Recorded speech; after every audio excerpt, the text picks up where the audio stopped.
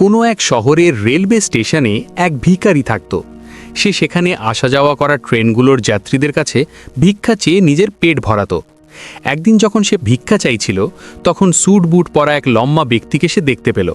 সে ভাবল, এই লোকটিকে খুব ধনী মনে হচ্ছে, এর কাছে ভিক্ষা চাইলে সে নিশ্চয়ই আমাকে ভালো টাকা দেবে। সে সেই লম্বা লোকটির কাছে ভিক্ষা চাইতে লাগলো। ভিখারিকে দেখে সেই লম্বা ব্যক্তিটি বলল, তুমি সবসময় চেয়েই যাও, কখনো কি কাউকে কিছু দাও? ভিখারি বলল, স্যার, আমি তো ভিখারি, সবসময় মানুষের কাছে চেয়েই থাকি, আমার কি সেই সামর্থ্য আছে যে কাউকে কিছু দিতে পারবো? লম্বা ব্যক্তিটি বলল, যখন কাউকে কিছু দিতে পারো না, তখন তোমার চাওয়ারও কোনো অধিকার নেই। আমি একজন ব্যবসায়ী এবং লেনদেনে বিশ্বাস করি। তোমার কাছে যদি আমাকে দেওয়ার মতো কিছু থাকে, তবেই আমি তোমাকে বদলে কিছু দিতে পারি। এটুকু বলার পর সেই লম্বা লোকটি ট্রেনে চড়ে চলে গেল। এদিকে ভিখারি তার বলা কথাগুলো নিয়ে ভাবতে লাগল। সেই লম্বা ব্যক্তির বলা কথাটি ভিখারির হৃদয়ে গেঁথে গেল। সে ভাবতে লাগল যে সম্ভবত আমি ভিক্ষায় বেশি টাকা এই কারণেই পাই না, কারণ আমি তার বদলে কাউকে কিছু দিতে পারি না। কিন্তু আমি তো ভিখারি, কাউকে কিছু দেওয়ার মতো যোগ্যতাই আমার নেই। কিন্তু কতদিন আমি মানুষকে কিছু না দিয়ে কেবল চেয়েই যাব? অনেক ভাবার পর সেই ভিখারি সিদ্ধান্ত নিল যে ব্যক্তিই তাকে ভিক্ষা দেবে, তার বদলে সেও সেই ব্যক্তিকে অবশ্যই কিছু দেবে। কিন্তু এখন তার মাথায় এই প্রশ্ন ঘুরছিল যে সে নিজে একজন ভিখারি, তাহলে ভিক্ষার বদলে সে অন্যদের কি দিতে পারে? এই কথা ভাবতে ভাবতে দুদিন কেটে গেল, কিন্তু সে তার প্রশ্নের কোনো উত্তর পেল না।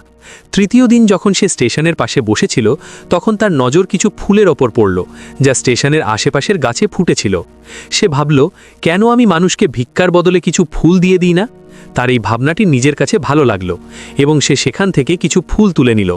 এখন সে ট্রেনে ভিক্ষা চাইতে গেল। এখন যখনই কেউ তাকে ভিক্ষা দিত, তার বদলে সে ভিক্ষাদানকারীকে কিছু ফুল দিয়ে দিত। সেই ফুলগুলো পেয়ে মানুষ খুশি হয়ে নিজের কাছে রেখে দিত। এখন ভিখারি প্রতিদিন ফুল তুলত এবং ভিক্ষার বদলে সেই ফুলগুলো মানুষের মাঝে বিলিয়ে দিত। কিছুদিনের মধ্যেই সে অনুভব করল যে এখন তাকে অনেক বেশি মানুষ ভিক্ষা দিচ্ছে। সে স্টেশনের আশেপাশের সব ফুল তুলে নিয়ে আসত। যতক্ষণ তার কাছে ফুল থাকত, ততক্ষণ তাকে অনেক মানুষ ভিক্ষা দিত। কিন্তু যখন ফুল বিলোতে বিলোতে শেষ হয়ে যেত, তখন সে ভিক্ষাও পেত না। এখন প্রতিদিন এভাবেই চলতে লাগল। একদিন যখন সে ভিক্ষা চাইছিল, তখন সে দেখল সেই লম্বা ব্যক্তিটি ট্রেনে বসে আছে, যার কারণে সে ভিক্ষার বদলে ফুল দেওয়ার অনুপ্রেরণা পেয়েছিল। সে দ্রুত সেই ব্যক্তির কাছে পৌঁছে গেল এবং ভিক্ষা চেয়ে বলল, আজ আমার কাছে আপনাকে দেওয়ার মতো কিছু ফুল আছে, আপনি আমাকে ভিক্ষা দিন, তবে বদলে আমি আপনাকে কিছু ফুল দেব। সেই লম্বা ব্যক্তিটি তাকে ভিক্ষা হিসেবে কিছু টাকা দিয়ে দিলেন এবং ভিখারি তাকে কিছু ফুল দিয়ে দিল। সেই লম্বা ব্যক্তির বিষয়টি খুব পছন্দ হলো।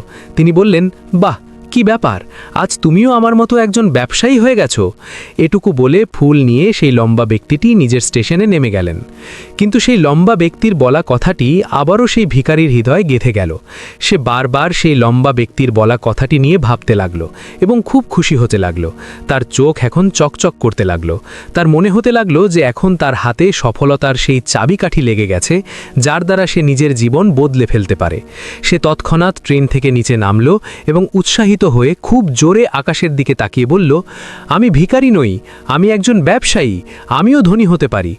মানুষ তাকে দেখে ভাবল যে হয়তো এই ভিখারি পাগল হয়ে গেছে, আর পরের দিন থেকে সেই ভিখারিকে ওই স্টেশনে আর কখনো দেখা গেল না। কিন্তু 6 মাস পর ওই একই স্টেশনে দুজন ব্যক্তি স্যুট বুট পরে ভ্রমণ করছিলেন।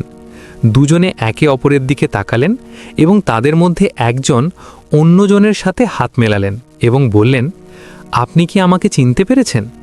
দ্বিতীয় ব্যক্তি বললেন, না, কারণ আমার মনে হয় আমরা প্রথমবার দেখা করছি। প্রথম ব্যক্তি বললেন, না, আপনি মনে করার চেষ্টা করুন, আমরা প্রথমবার নয়, বরং তৃতীয়বার দেখা করছি।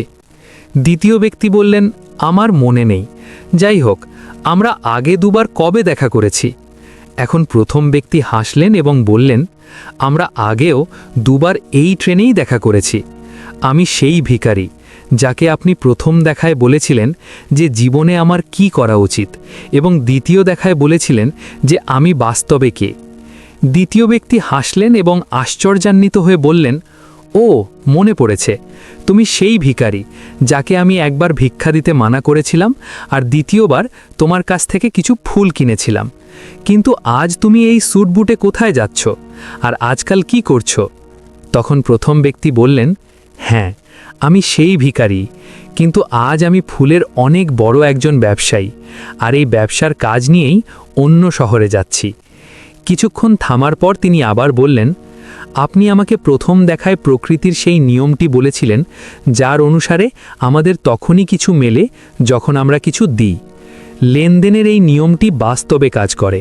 আমি এটি খুব ভালোভাবে অনুভব করেছি। কিন্তু আমি নিজেকে সবসময় ভিখারিই মনে করতাম। এর উপরে উঠে আমি কখনো ভাবিনি।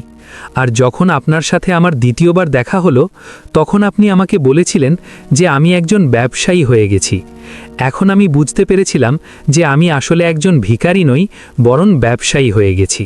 আমি বুঝতে পেরেছিলাম যে মানুষ আমাকে এত ভিক্ষা কেন দিচ্ছে, কারণ তারা আমাকে ভিক্ষা দিচ্ছিল না, বরং সেই ফুলগুলোর মূল্য পরিশোধ করছিল। সব মানুষ আমার ফুল কিনছিল, কারণ এর থেকে সস্তা ফুল তারা কোথায় পেত? আমি মানুষের চোখে একজন ছোট ব্যবসায়ী ছিলাম, কিন্তু আমি নিজের চোখে একজন ভিখারিই ছিলাম। আপনার বলাতে আমি বুঝতে পারলাম যে আমি একজন ছোট ব্যবসায়ী।